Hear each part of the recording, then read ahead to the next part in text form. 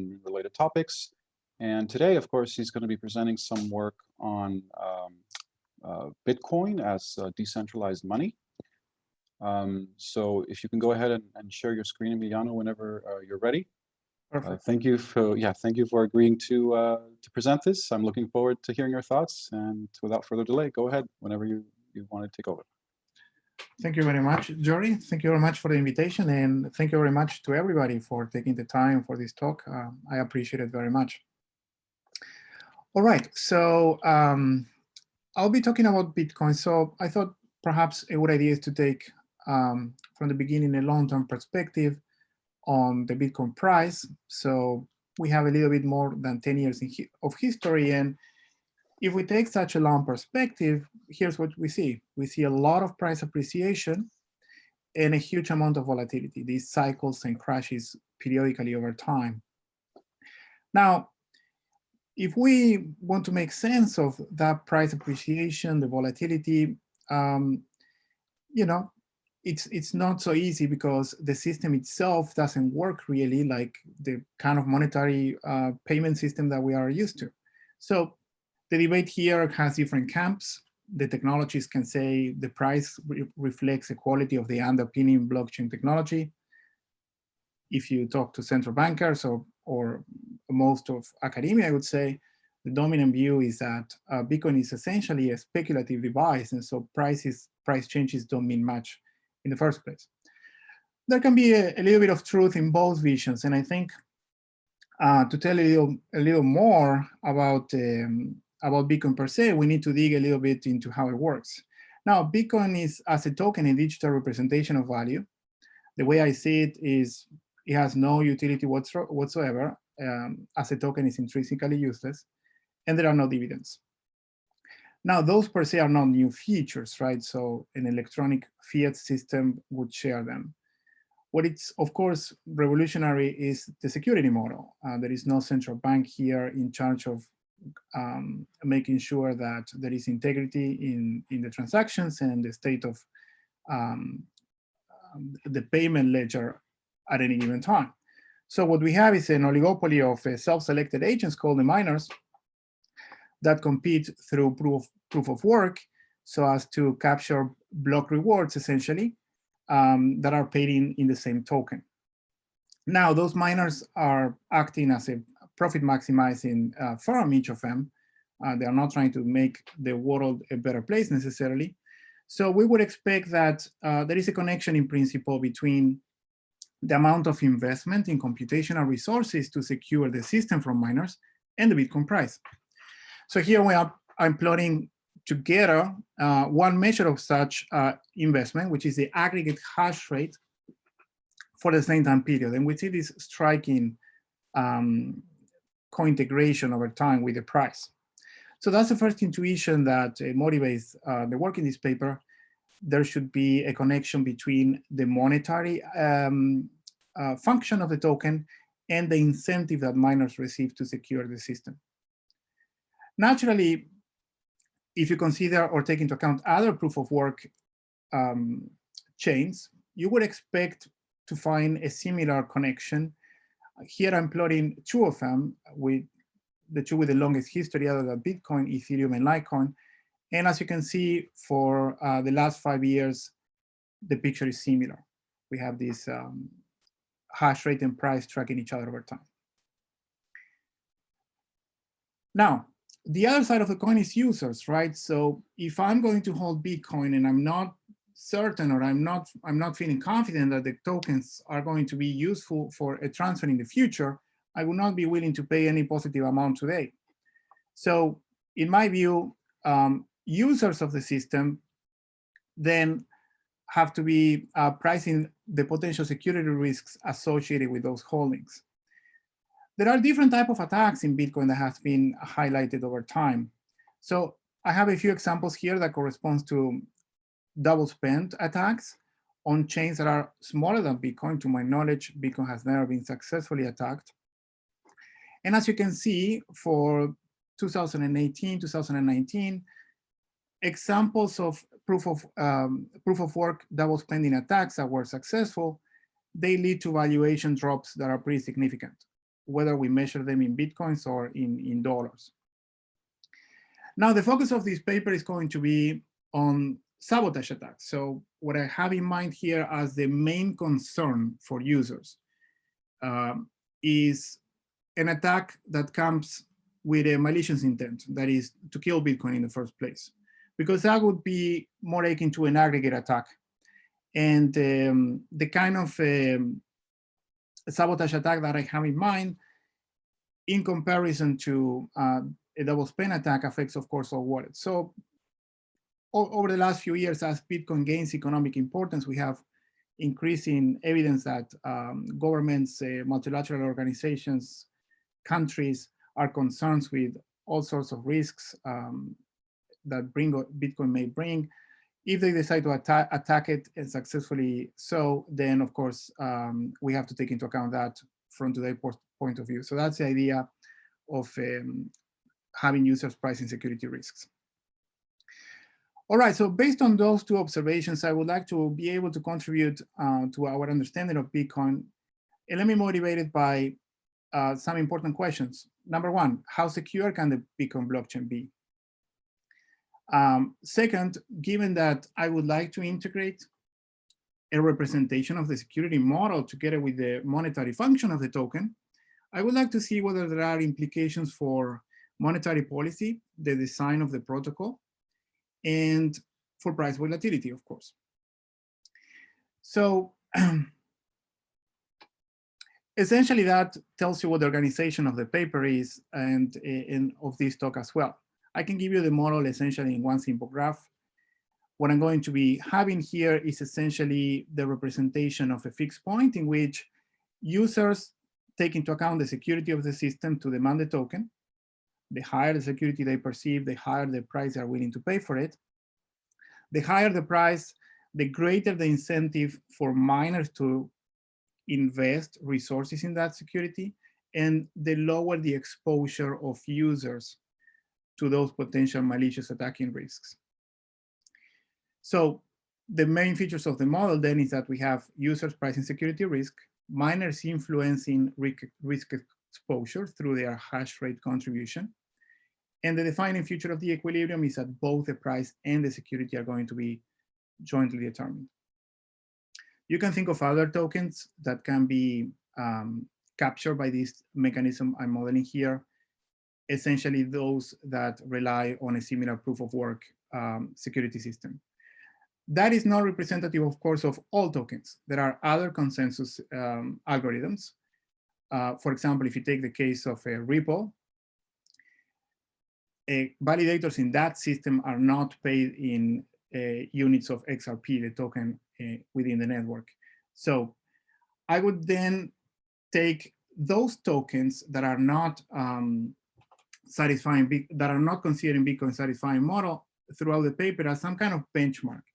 If they rely on trusted firms, if they rely on the legal system or other sources of security provision, I'm going to call them, unlike Bitcoin, tokens with extrinsic security. So it's simply a name that represents, help us tell us apart Bitcoin-like tokens from the rest.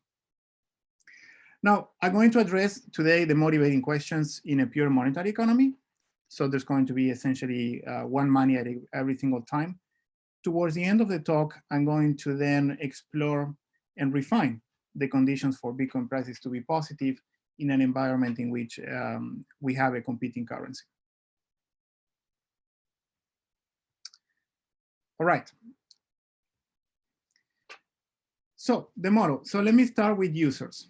Emiliano, yeah. Just quick, before you get into the model, there was just Sure. one question, sorry to interrupt, from Fahad. He's asking, could you please provide more technical detail regarding the attack you are modeling? For example, can I think of this as an adversary forking the blockchain and denying service to everybody? Well, that is a very good question. I'm going to get to that in 2 slides. So I'm going to be present. Thanks. Thank you. So on the end of on the user's end, I'm thinking here of essentially trying to represent the demand for a monetary instrument. So think about a Lagos right kind of model in which we have two different goods in two different markets, a centralized market that is a numerical good and a decentralized market. I'm going to call it the Bitcoin good. You can think of psychoactive substances, whatever example may comes to mind that represents that Bitcoin good. I'm going to be following more closely the representation in Rochto and Wright paper, in which there are ex-ante differences between agents. There are buyers and sellers. There is a number N of buyers that are born in any given period. They would like to consume the good in the DM, but they cannot produce it. They have linear utility in the numerary good, and they have concave utility in the Bitcoin good. Sellers can produce the Bitcoin good, but they do not wish to consume it. So essentially what they do is, if they meet a buyer during the DM, they produce whatever amount they agree to exchange, and they carry over those Bitcoins to the following centralized markets in which they can exchange it for the numerary good and consume. So it's a very simple setting. The exchange protocol is also as simple as I can possibly consider, which is a valuation pricing. And the probability here of meeting between buyers and sellers is represented by F. The price is Z of the DM good in terms of the numerary good. And importantly here, of course, all the exchanges are anonymous, meaning credit arrangements are not possible. There is a single token, Bitcoin, and the price is P, supply is P, and the gross growth rate is denoted by rho. Now, like in Bitcoin, that's going to be perfectly forecastable. There is no uncertainty in terms of the evolution. There is uncertainty, though, in terms of the outcome of a potential attack that happens in between the centralized and the decentralized market. So it's very simple. It's a binary random variable. If it takes a value equal to 0, means that the attack is successful. And in that case, I'm going to assume that the network is unusable thereafter. So naturally, no one would be willing to pay a positive price for the token at that point. If X is equal to 1, that means that the system has survived and the process continues. So if I show you the problem of buyers and sellers, it will feel familiar from conventional monetary models with two differences. Number one, I have to account for the system security, which here is represented by the probability of the attack being successful.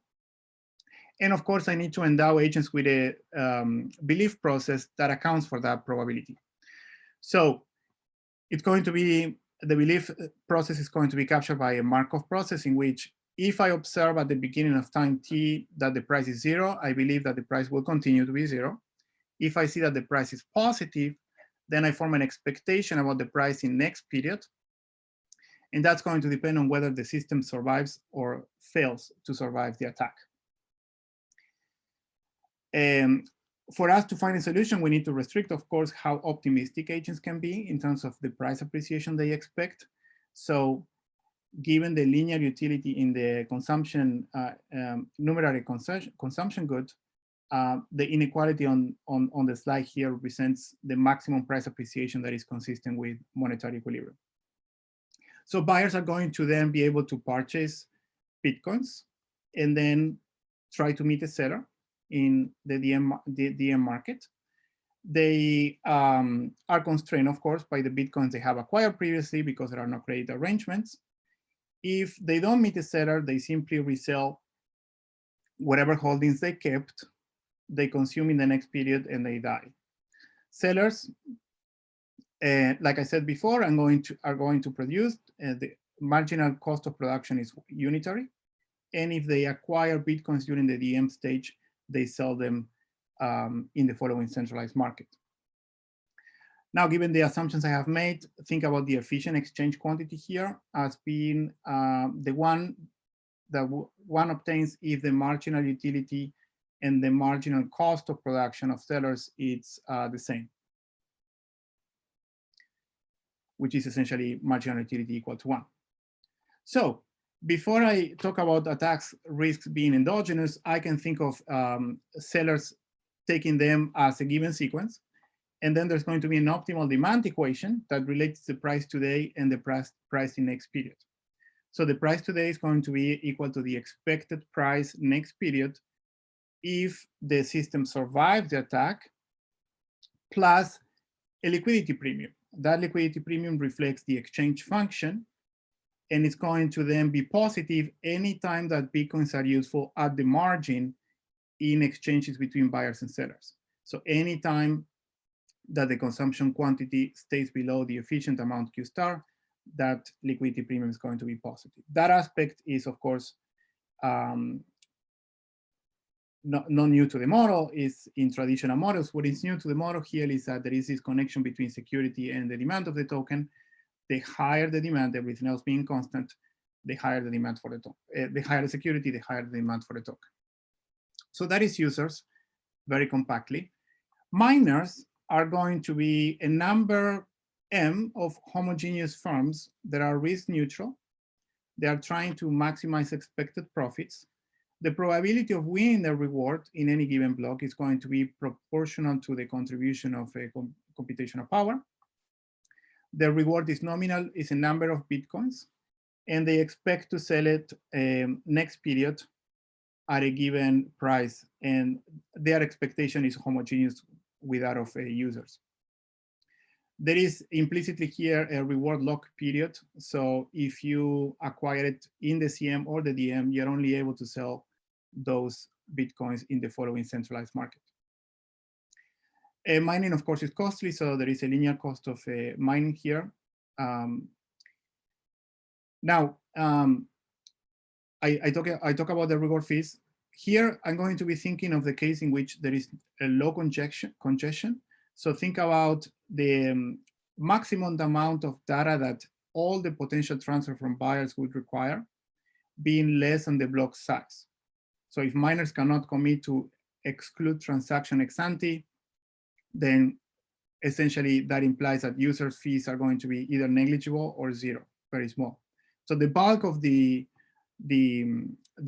revenue here comes from the block reward, like it happened so far in the first 10 years of history of Bitcoin. Of course, this is not representative of how Bitcoin will look like once the block reward becomes very small and disappears. So that's, of course, not without loss of generality.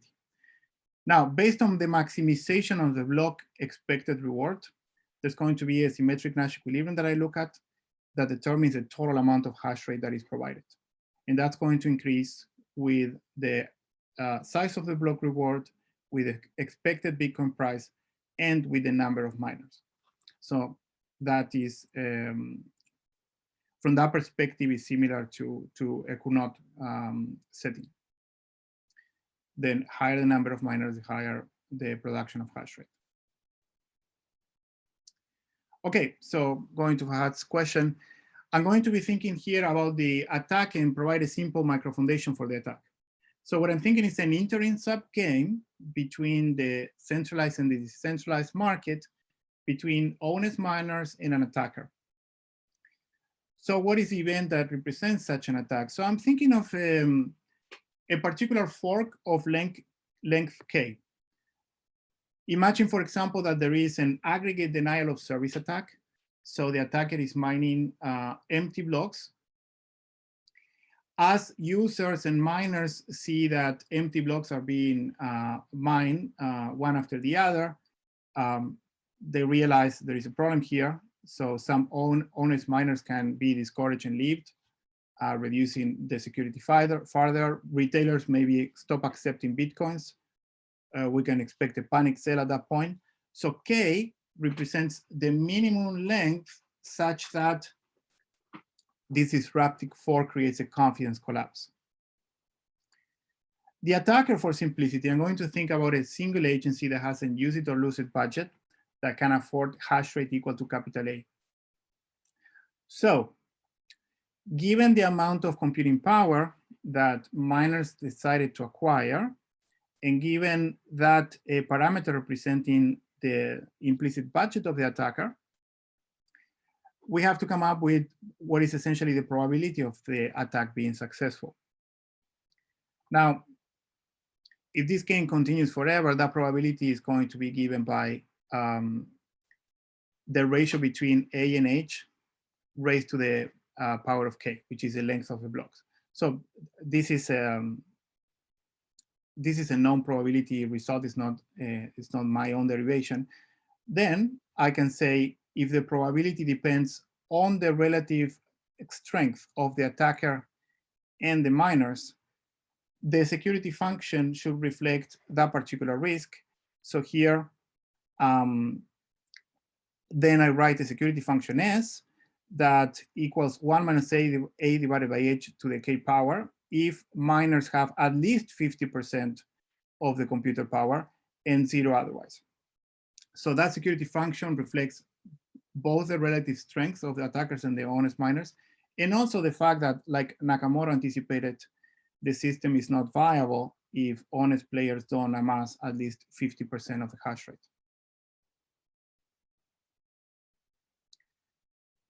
There is a question, right? Yes, Simon is asking, what are the implications of mining fixed costs, such as initial costs of setting up the mining equipment, etc.? Would it be important to the relationship between the token price and the hash rate? Well, I'm abstracting from fixed costs here. I think that would be important if we want to endogenize the number of miners that are going to be at play. So would it play a role? Yes, because the higher those mining costs, the higher the fixed cost of setting up the operation, the lower the number of miners that will enter in equilibrium. Also, naturally, another important consideration is that I'm abstracting from here is where those entry costs are homogeneous or not. Because if you have different setup costs, for example, like others have addressed in other papers, then I cannot expect an unequal distribution of computational power. And of course, that will create an additional concern when it comes to the consensus algorithm. So that would be an important point that I am abstracting from here by assuming that miners are homogeneous. All right, so we have these three pieces. We have miners, we have an attacker, and we have users. The equilibrium I have in mind here, it's rather intuitive. So I'm going to call it the decentralized monetary equilibrium to give miners an explicit role. So prices and security are going to be jointly determined. All agents make optimal decisions. The CM, DM, and Bitcoin markets clear. By combining the optimality condition of agents, I can essentially collapse the entire system into a dynamic equation as on the slide. And for the results, I'm going to be focusing on stationary such equilibrium. What I have in mind here is trying to capture the state of the system within an inflation era. As we know, Bitcoin has a rather constant supply growth. It's not perfectly constant within halving, but rather constant between a 4-year period. So what I have in mind is trying to capture the state of the system within such 4-year period. As a second step, what I do in the paper then is I consider the possibility of the growth rate halving periodically. So I'm thinking of a constant real quantities in this equilibrium with constant Bitcoin balances. Because the supply is growing at a rate rho, we can think of prices being decreasing at the same rate, so that monetary balances are constant. So a few observations before I show you the equilibrium graph. The first consideration would be whether there is an equilibrium in which the price of Bitcoin is always 0. And the answer is yes. 0 is always a stationary equilibrium. Intuitively speaking, if miners anticipate the price equal to 0, they are not going to contribute any resources to secure the system. If users anticipate no security in the system, they are not willing to pay any positive amount, validating 0 as an equilibrium outcome. Now, is there a stationary decentralized monetary equilibrium, meaning with a positive price for Bitcoin? The answer is yes. For a given amount of resources that the attacker has at disposal, if the network is sufficiently large, if the number of users is sufficiently large, the system can bootstrap positive security and a positive price. Is it unique? No, what I find is that if a decentralized monetary equilibrium exists, there is an even number of them in general that can be ranked according to price, security, and welfare. If I show you the equilibrium determination graphically, it shows like, it works like this. So we have real balances, little b. If real balances are very low, extremely low, then the system cannot sustain a positive price because precisely miners don't have an incentive that is powerful enough so that for them to control 50% of the hash rate. However, if those incentives exist because the price is sufficiently high, then in general I have what I find is that there are multiple equilibria. So in this particular economy, there are two. We have a low value, low security decentralized equilibrium, and a high value, high security decentralized equilibrium. In each of those, the value of real balances is constant, but of course the price of Bitcoins is not. Conceptually, each of those points represent a state of the system in which the marginal transactional value that consumers derive from holding Bitcoins equals the marginal carrying cost. That marginal carrying cost depends on the inflation tax that is implicit in the block reward and the block subsidy to miners, and the probability of losing all my value in Bitcoin holdings if the attacker is in fact successful before I manage to sell the tokens. So what is intuition? If the value of Bitcoins is perceived to be low, miners have weak incentives and the security of the network is going to be low. In that case, buyers don't want to accumulate large real balances in the first place, and the resulting valuation of Bitcoins is going to be low. Of course, the opposite is going to be true when the value of Bitcoins is perceived to be high, creating this self-fulfilling component to the value of Bitcoin within the system. So this leads to an important observation at this point, which is the user-miner interaction creates complementarities in the Bitcoin system. And we can identify situations in which the system is able to bootstrap an equilibrium with positive price and positive security. But there is not a one-to-one mapping between any characteristics of the technology and the security level. In fact, we can identify, like in the graph before, an economy with exactly the same fundamentals that is compatible with a strongly or a weakly secure payment system. So we can only assess the security properties of a particular equilibrium allocation, but we cannot speak about the system, the security of the blockchain technology of the system. Of course, I would expect this conclusion to extend to other proof of work chains, but it's when I say blockchain here, I have in mind a proof of work blockchain, right? So just to be fair here, I'm not representing the consensus algorithm of every possible blockchain that we can imagine. There is a question. I'm happy to answer the question. Yes, so it's from Arash. He's asking, in another paper, Kong, Lee, and He, the RFS in 2020, would it be more relevant and easier to use the proof of stake to set up the model?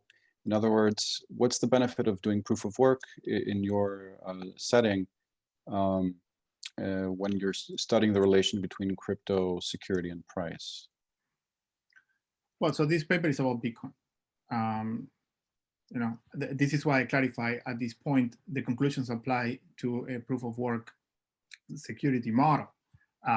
There are many proposals of alternative decentralized consensus models, and I don't want to overreach, meaning I'm not modeling them directly. When it comes to proof of stake, I don't know, I can think of Casper in Ethereum, proposals like that also contemplate a block reward to the validators in the system. So in principle, we can extend some of the intuitions from this model there, but again, they don't work the same way. I don't want to overreach. This paper is about Bitcoin.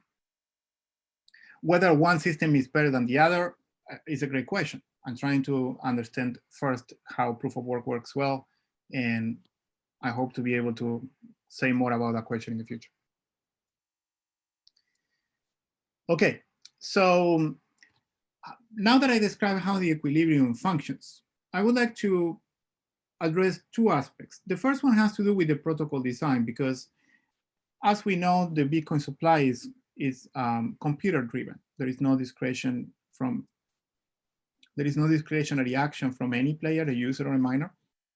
It is predetermined. So from a protocol design point of view, I think it's interesting to ask the question, what is the supply growth, for example, that would maximize the price at a given time? That could be, for the founders of a chain, say, a plausible goal. We could ask, what is the rate that maximizes security?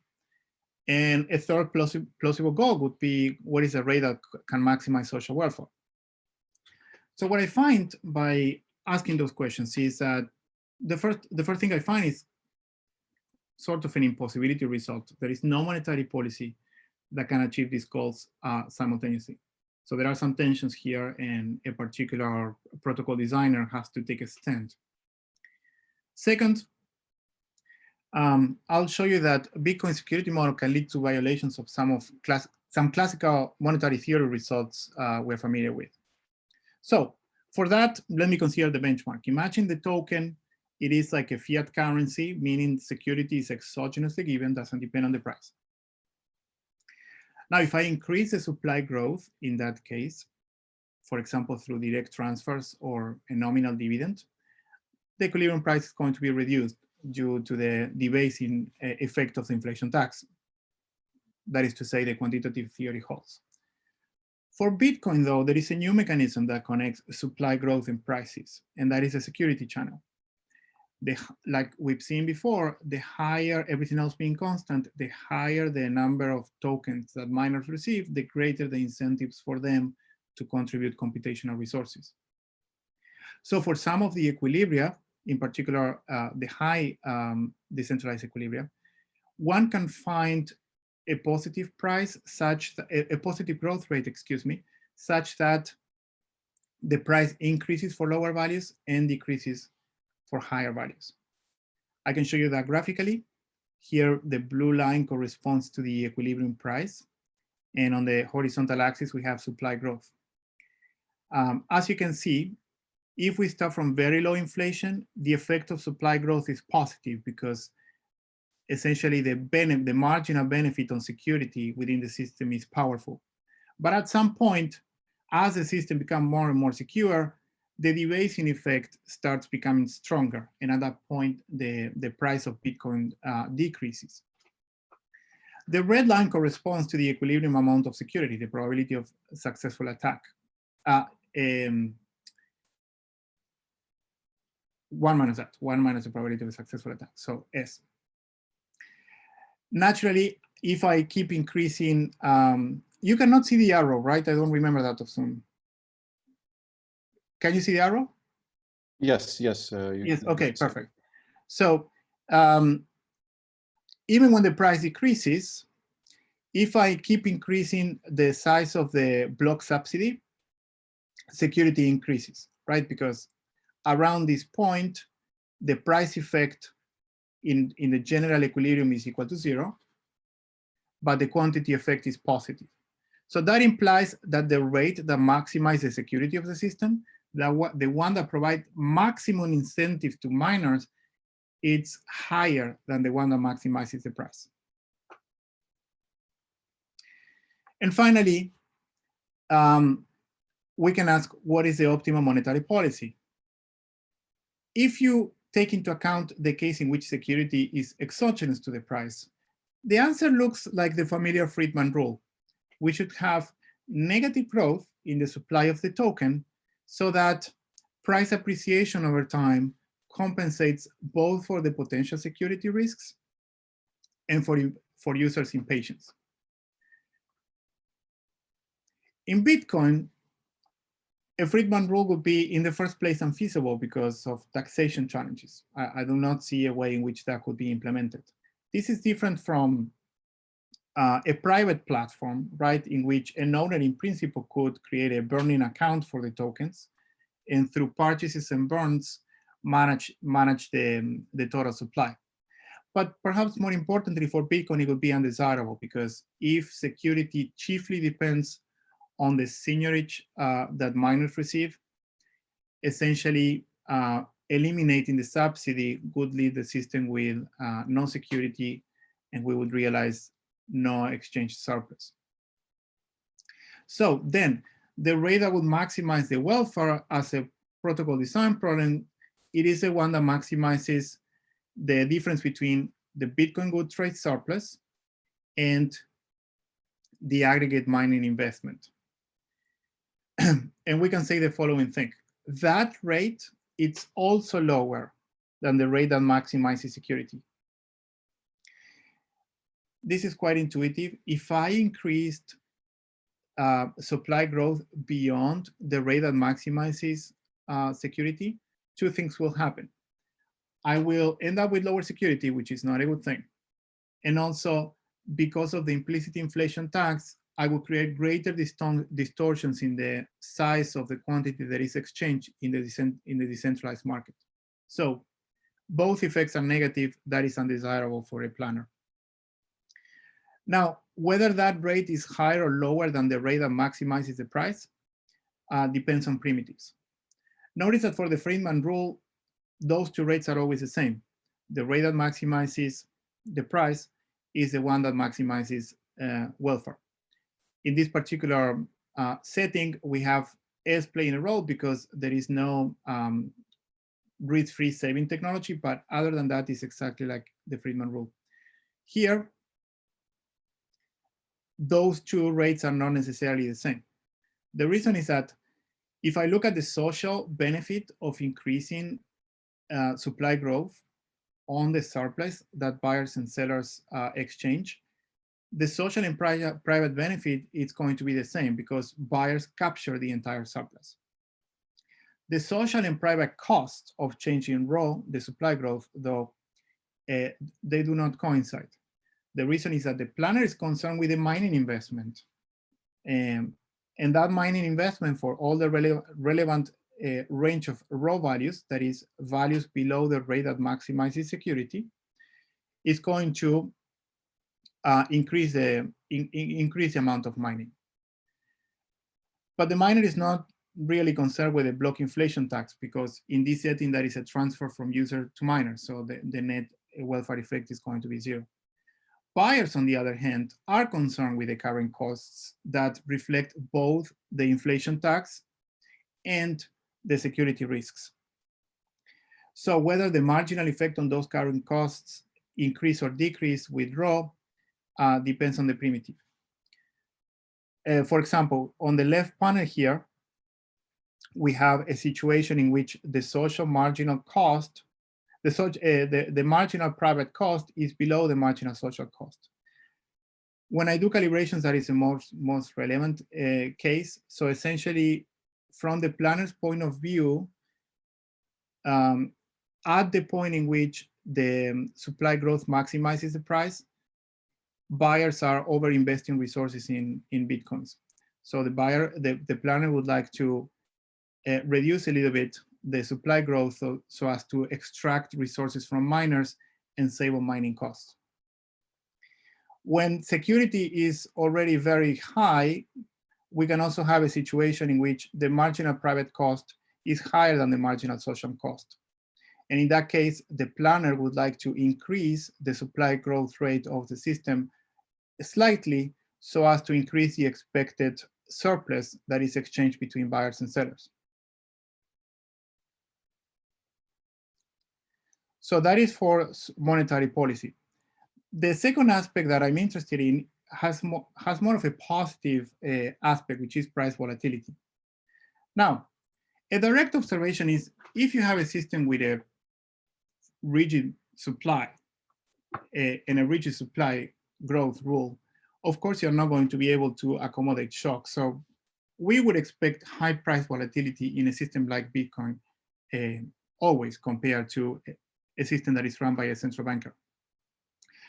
But beyond that point, I asked the question of whether the security model matters. And the answer I find is yes, for two reasons.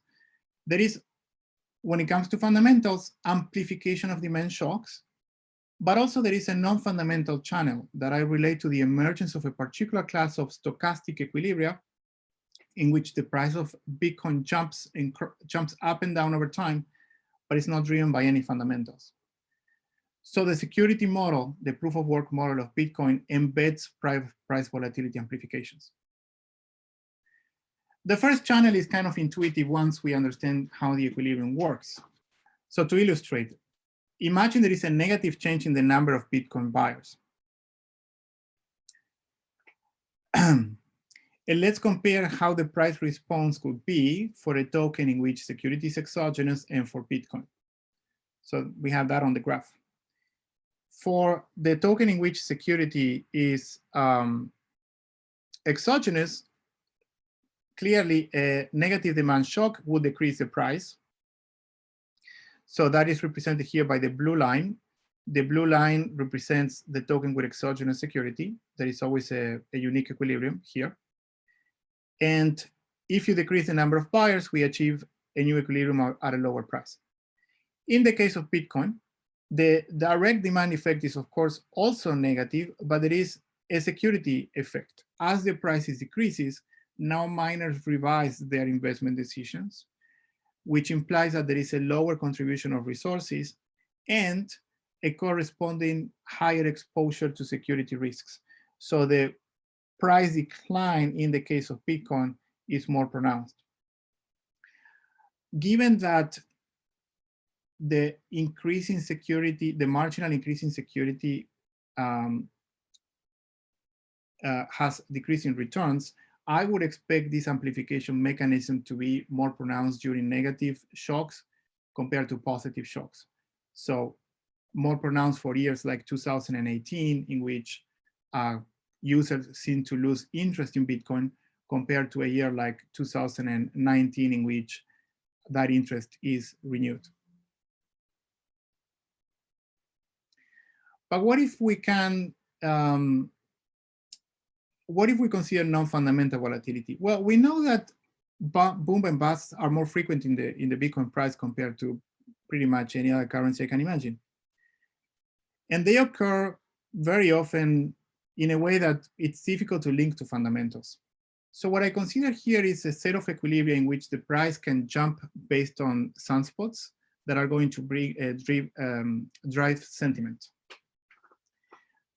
I have in mind a simple setting with the two states.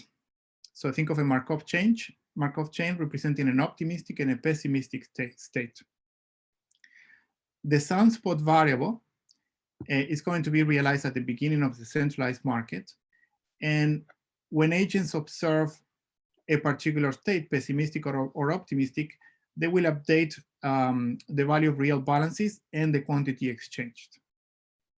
So based on the expectations connected to the probability in the transition matrix, we can revisit the buyer's program, and we have now a system of two equations nailing down the value of monetary balances for Bitcoin in the state 1 and the state 2. The question is, can we find probabilities such that those sunspot equilibria exist? And I find that the answer is yes, under two types of conditions.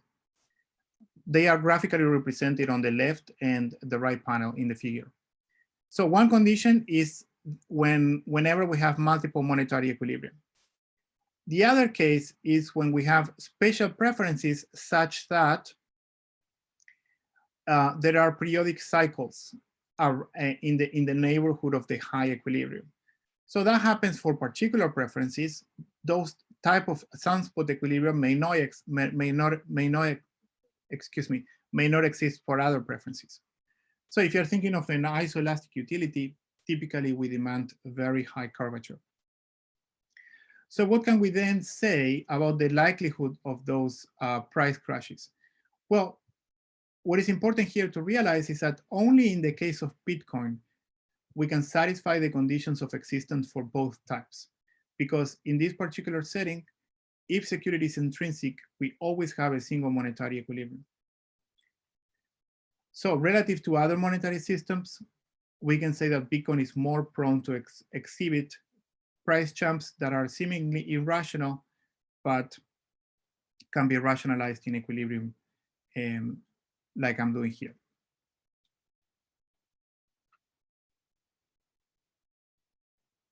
All right. So what I would like to do next, Jerry, can I ask you a question?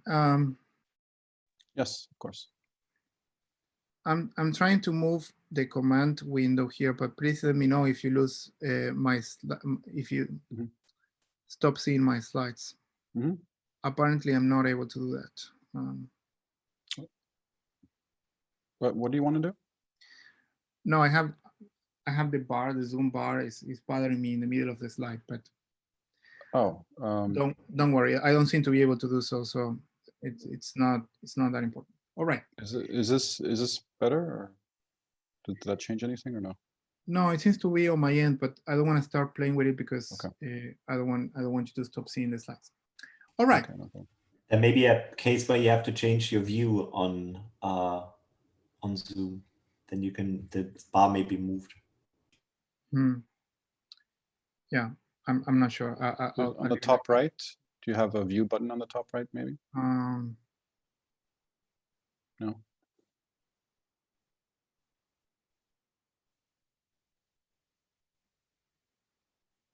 I'm not sure. Doesn't matter. Don't worry. Okay, so next I would like to consider the case in which Bitcoin can interact with a fiat currency. Now, there is of course a literature that addresses competition in payments and monetary instruments. Unlike some of the traditional literature, I would not be assuming that Bitcoin and fiat currency are perfect substitutes. So what I have in mind here is that consumers anticipate that security is different and potentially acceptability of retailers is different. Okay, so I'm going to be making those assumptions. They're not perfect substitutes for those two reasons. And I'm going to be looking at steady state equilibria in which the real balances of Bitcoins and fiat currency is constant. Now, fiat currency has supply M, growth gamma, and real balance is mu, and there are no attacks. So essentially, it doesn't matter how many resources you want to devote to attack the Federal Reserve, nothing bad can happen. Now, the second point of differentiation is that not all sellers accept each money in the decentralized market. So let me be specific. Imagine that there are three types of meetings. With probability FP, you're going to meet a seller that only accepts Bitcoin. With probability FM, you're going to meet a seller that only accepts fiat currency. And with probability FMB, a seller that can accept both. Now, by studying the problem of buyers in this portfolio-like setting with two currencies, we can then characterize what are the conditions that must be satisfied, the optimality conditions, in every case in which both Bitcoins and fiat currency have positive prices. And the two conditions are essentially an extension of the optimality condition I showed you before when there are only Bitcoins. We have one condition reflecting optimality for Bitcoin holdings and one for fiat money. Notice that the marginal benefits of transactions for Bitcoins as before are equal to the marginal carrying costs, but of course now we have to address the fact that some sellers could accept both Bitcoin and fiat currency. The marginal carrying cost of fiat don't reflect security risks, but the specific growth rate that the central bank determines. So I think it's interesting to consider some special cases that have some, I would say, realism appeal. So imagine the case first in which there are no sellers that accept both fiat currency and Bitcoins. So what I have in mind here is perhaps markets of legal and illegal goods. So what could be an example? Imagine that internet resellers, sellers like Amazon, can only accept fiat card payments. And dark web sellers like Silk Road can only accept Bitcoins. So there is a segmentation here in who accepts depending on the type of good, legal or illegal.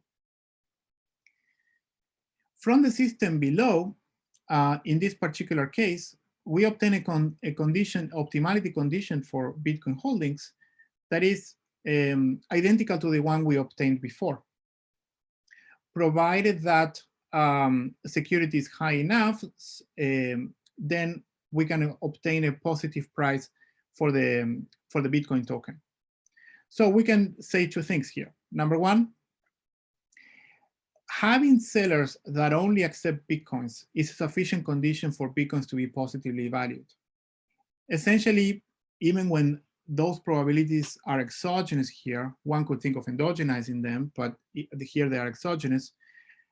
Having some sellers that only accept Bitcoins may represent the fact in which those transactions could not take place otherwise. So if you think that case as representing censorship resistance, that would be a source of fundamental demand for the Bitcoin holdings. And the decentralized market equilibrium can be obtained as before. So we can say that the case with only one money that I showed you prior best represents the Bitcoin price when either form of money is essential for a particular transaction. That is the first case. The second case is a case in which fiat currency is universally accepted. So imagine the case in which every seller is happy to take your dollars, but some of them also accept Bitcoins. So Bitcoin is not essential in commerce. There are no transactions for which I need Bitcoins. Now, if I combine the system into a single equation, I get an equation like the one on the slide. And what that condition tells me is for the left-hand side to be positive, the carrying cost of fiat money must be sufficiently high, because the carrying cost of fiat money is chiefly driven by the amount of inflation of that particular currency. We can then establish a lower bound for fiat inflation such that we can obtain a positive price for Bitcoin. So I think empirically, this is interesting because we have seen companies like Chain Analysis have been documenting that Bitcoin growth in adoption is accounting for purchasing power very strong in countries like Venezuela with very high inflation rates. The second aspect that is important here, I think, is that we also obtain multiple equilibria, just like in the case in which we have only Bitcoin. So we can find equilibria with high Bitcoin price and high security, and equilibria with low Bitcoin price and low security. So the existence of multiplicity stems from the complementarities between users and miners, but it is not an artifact of assuming that Bitcoins only are available to consumers.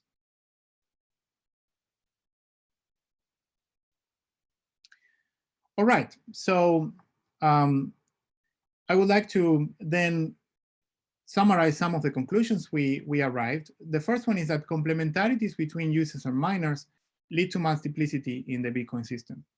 So from that point of view, we can say that the security of proof-of-work blockchains must be seen as an economic outcome and not a feature of its technology. The same fundamentals and technology are consistent with sharply different security levels. So this idea that we can strip the technology from Bitcoin and export it to other systems and expect secure databases as a result should be questioned. The second aspect that I would like to highlight is that the Bitcoin monetary policy is structurally linked to miners' budgets. So that can lead to violations of the quantity theory and some design trade-offs between price, welfare, and security. I think from an empirical, more positive point of view, the model helps rationalizing the observed co-integrated relation between the security of the system as a whole, that is the aggregate hash rate, and the Bitcoin price. And also price volatility, including cases in which the Bitcoin price can crash and experience a boom without fundamentals being affected. And finally, by considering competition between Bitcoin and a fiat currency, we can refine what conditions are necessary for Bitcoins to be valued, as I did before. In particular, in situations in which Bitcoins are not essential for commerce, we would require, every time that happens, we would require Bitcoin inflation, fiat inflation to be sufficiently high, a high inflation environment. So I think that is in particular, an important aspect that we can study, because even when there is multiplicity here, it is not like in the Carrick and Wallace economic environment here, in which any exchange rate can be justified. The system says that given the amount of differentiation in acceptability and insecurity, we find two potential values.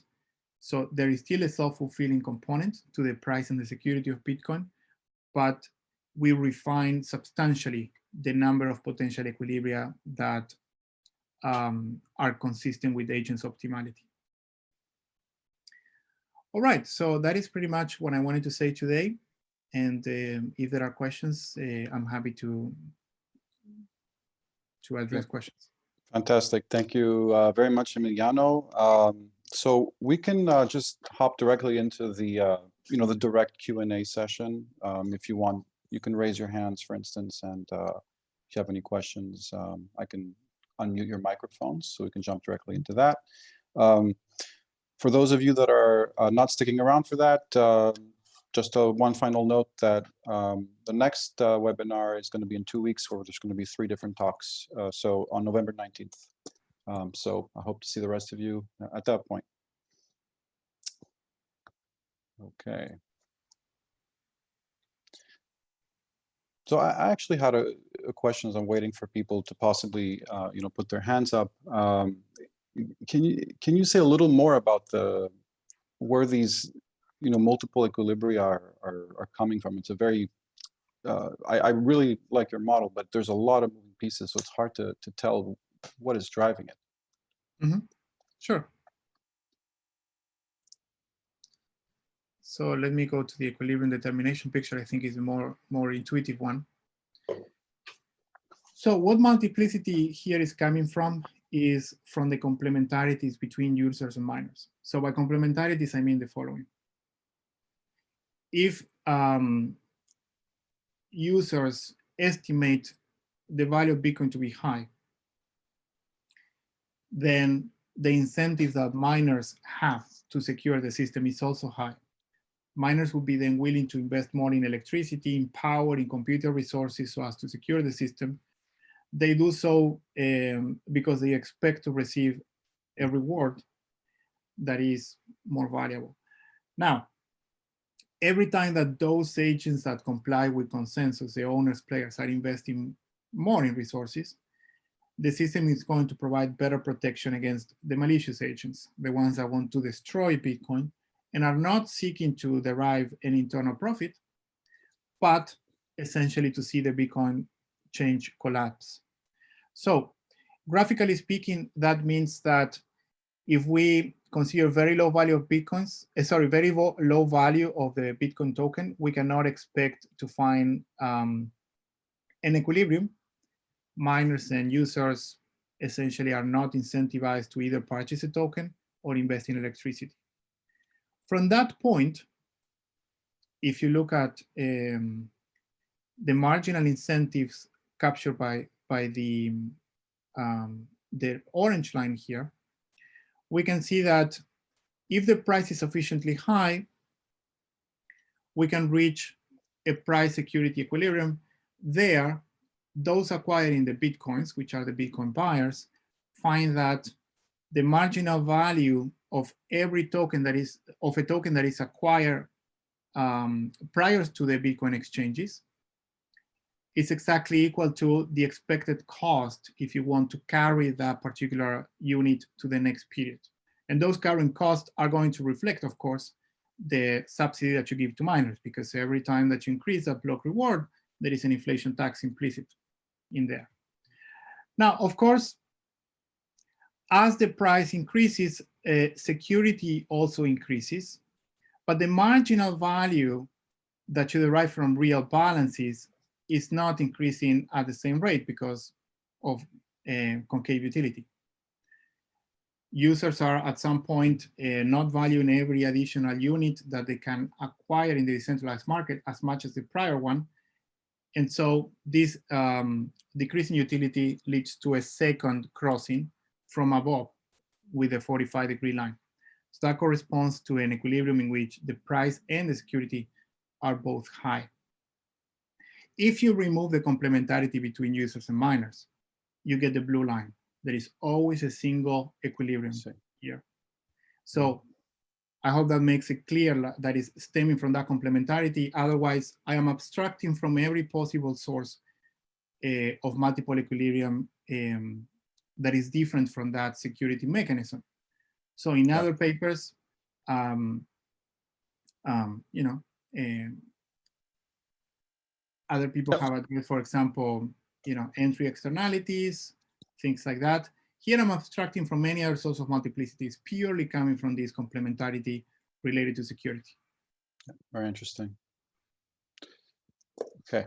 Let's see. Does anyone else have a question? I could keep asking more, but Sure, I'm happy to I'm gonna give you know, someone else. But I think you had mentioned at the beginning that you also looked at the halving issue that right. every 4 years.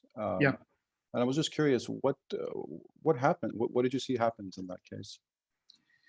Well, I can show you a graph that I didn't show you before, which is a quantitative illustration of that. Yeah, I mean, and of course also the limit of when the halving is going to go down to 0, which will happen at some point. Right. When there's going to be no more, you know, new coins minted. But I guess that's outside of the scope of the model. Are you seeing the paper? No, we have your slides for the moment.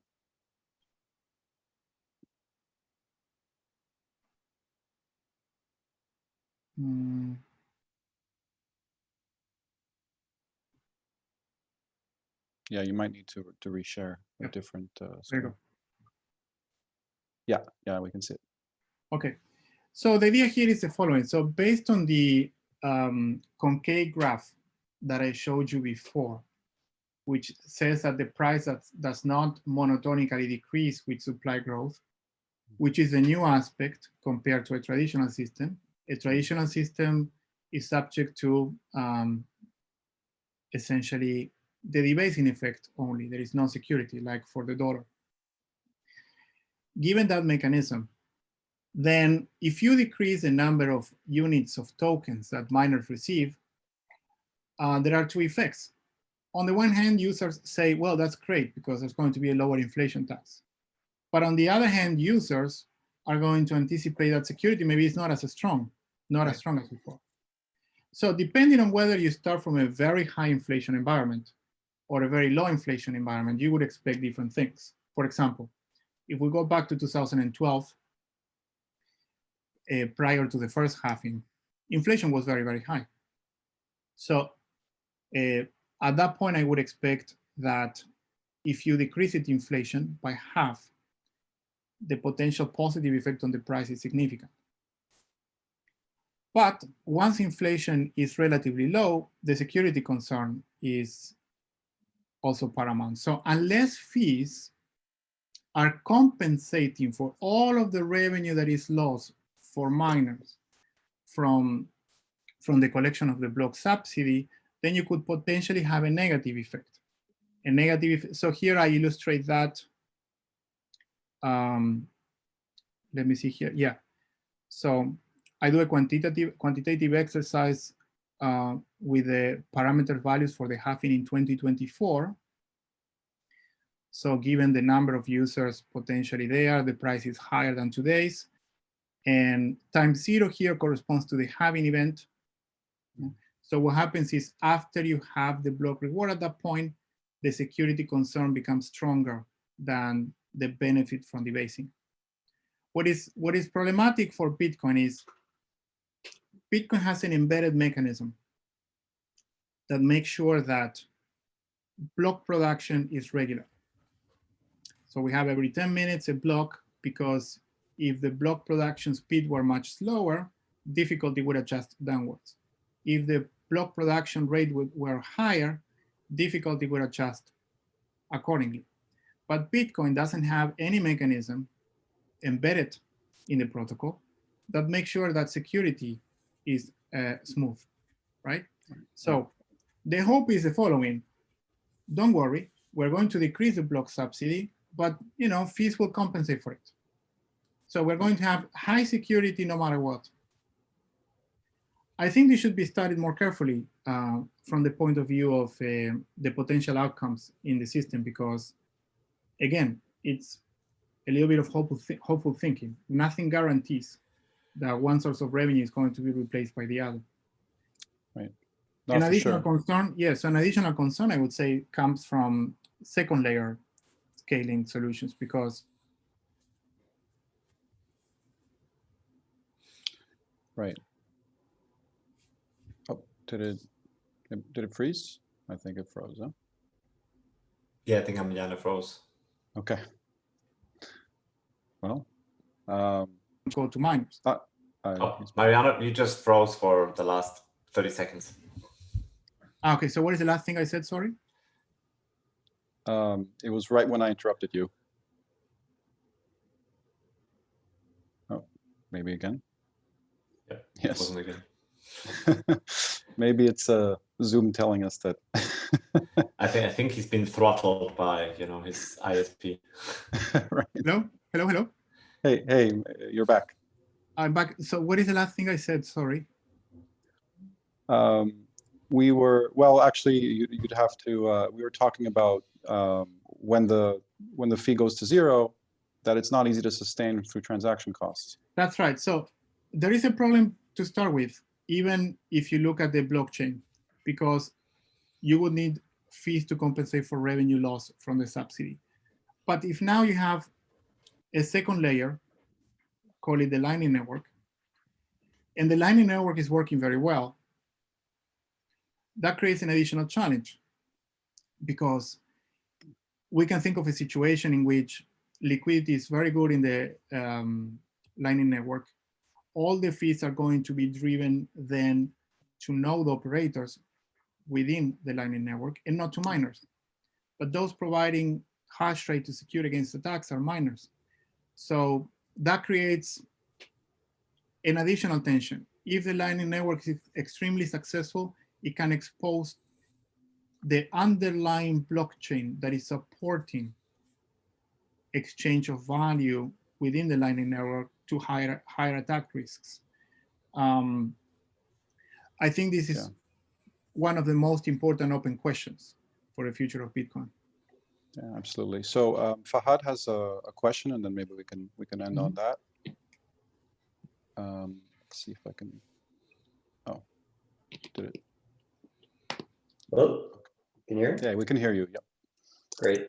So Emiliano, first, thank you. That was a great presentation. It's clear there's a lot of depth in your analysis. One of the parts that I found most interesting was actually the extension with the competing fiat.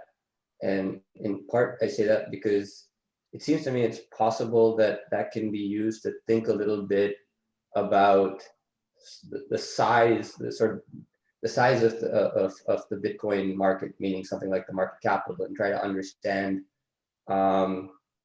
given the proportion of merchants that do use it and don't use it and use competing fiats, what is actually sort of a reasonable level for the market, and how sensitive is it to just a little bit more usage by merchants?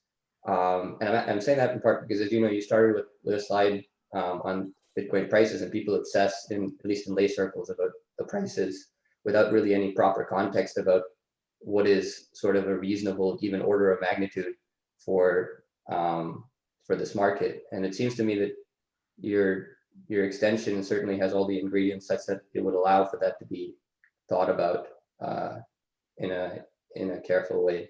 So I was wondering if you had any thoughts on that.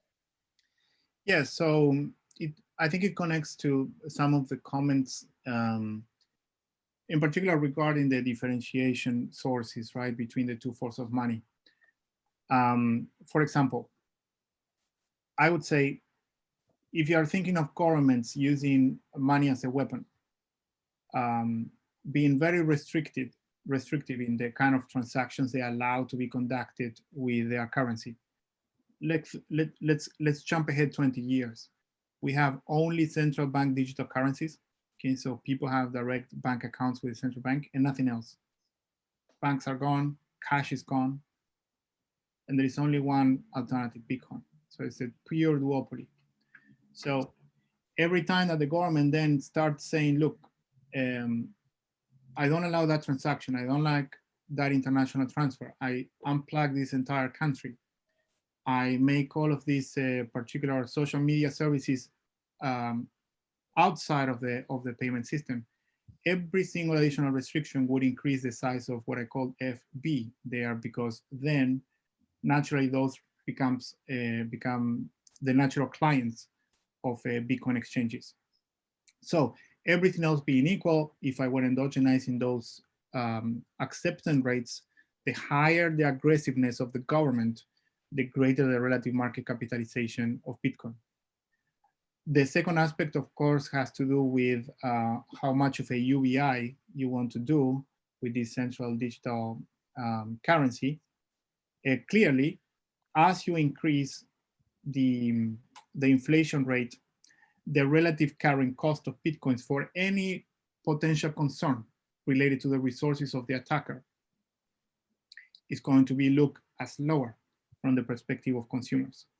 So I think it'd be interesting to kind of like think of an active government in this kind of model. That's one of the future evolutions I have in mind, which is, what if the government is trying to become an active player in this model? And then you have to think about what is the government trying to achieve.